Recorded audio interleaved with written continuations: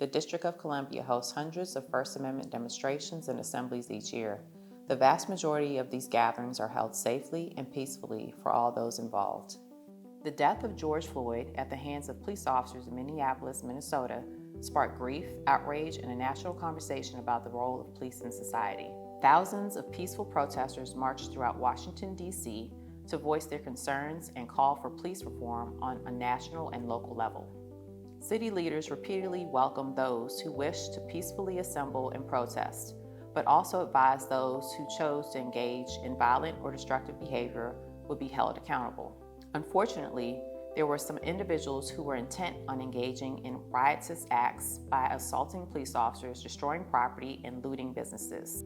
The following community briefing highlights the significant events that took place in the District of Columbia beginning on Saturday, May 30th, and throughout the summer. It also outlines the actions of the Metropolitan Police Department to both facilitate peaceful assemblies and maintain safety, as some individuals chose to engage in violent and destructive acts. Please note that some of the images and videos in this briefing may contain graphic content that may not be suitable for all viewers.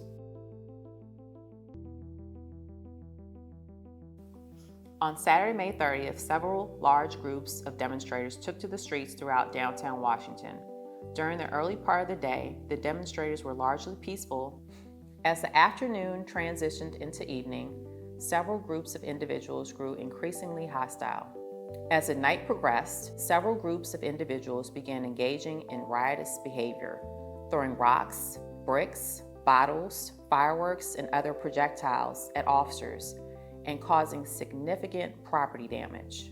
Rioters defaced numerous properties with spray paint and destroyed windows of several businesses and buildings in the downtown area north of Lafayette Park. They set fires to exterior of 888 16th Street Northwest and a dumpster and construction materials in the alley. The rioters then took the dumpster, which was engulfed in flames, and pushed it towards MPD officers. Rioters also set multiple fires in the area of I and K Streets Northwest. Beginning shortly after midnight and through the early morning hours of May 31st, there were numerous reports of rioters breaking into businesses throughout the downtown area. In order to disperse the rioters and looters and stop the violent and destructive behavior, officers utilized crowd control and dispersal tactics, including deploying OC spray and other crowd control tools. After several hours of rioting, the individuals began to disperse, and business owners began a long day of assessing damage and boarding up their establishments. As a result of the rioting on the night of May 30th into May 31st, MPD received 117 reports of damage to property, and at least 44 establishments reported looting.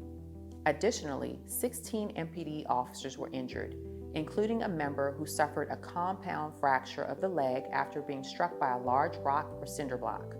Rioters intentionally damaged 31 MPD vehicles. There were 19 arrests, including 13 individuals charged with felony rioting. The next day, May 31st, saw many individuals come to downtown DC to continue the protests, which were largely peaceful during the day. Unfortunately, the coming night would result in even more violence and damage by rioters. Beginning at approximately 7 p.m., a large crowd near Lafayette Park and the area of 8th Street Northwest again grew increasingly hostile and began to throw objects at officers and intentionally damage police vehicles and other property. As the night wore on, rioters continued assaulting officers by throwing rocks, bricks, chunks of cement, bottles, fireworks, and other objects at officers. Rioters were observed using lines or groups of other similarly dressed individuals in an effort to shield their identity while throwing objects at officers or engaging in riotous behavior. In response to the potential for a second night of violent rioting, the mayor issued a curfew for 11 p.m. on May 31st, which she announced at approximately 7 p.m. Rioters again destroyed numerous properties and several vehicles. Shortly before 11 p.m., 2 vehicles were observed burning in the 1500 block of I Street Northwest.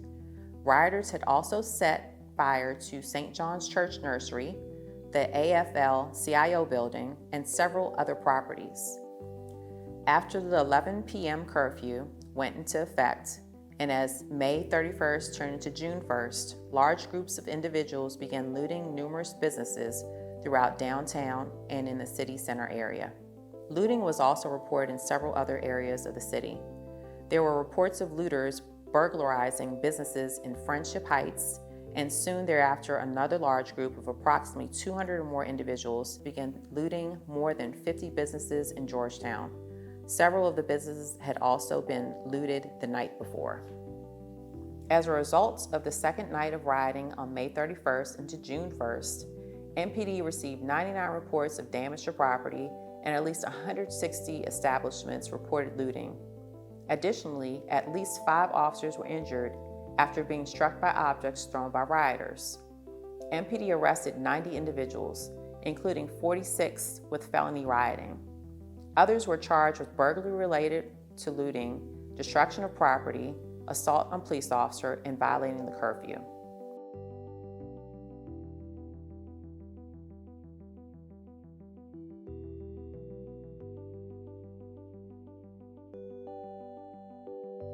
In the subsequent days and weeks, groups of individuals continued to demonstrate in the city, and the members of MPD remained in the area to ensure the safety and security of all those involved. The majority of the demonstrations remained peaceful. However, on Thursday, August 13th, a group of approximately 50 individuals assembled in front of the 3rd District Police Station. The group began to engage in violent and destructive behavior. They intentionally damaged at least 3 MPD vehicles and vandalized the station with graffiti. They attempted to gain access to the station but were unsuccessful and subsequently marched to the 1900 block of 18th Street Northwest. Along the way, the group caused significant property damage, set multiple fires, and threw objects at officers. Officers were able to stop the group and arrest 37 individuals for felony rioting. 4 others were arrested for assault on a police officer. In the end, MPD members have worked tirelessly all summer to ensure that all those who wanted to demonstrate here in the District of Columbia could do so safely and peacefully. After the first 3 nights of rioting from May 30th through June 2nd, the city continued to see many days and nights of protest throughout the summer. The vast majority of those subsequent days saw peaceful demonstrations. However, when individuals chose to engage in riotous acts, MPD was there to hold them accountable and ensure the safety and security of the city.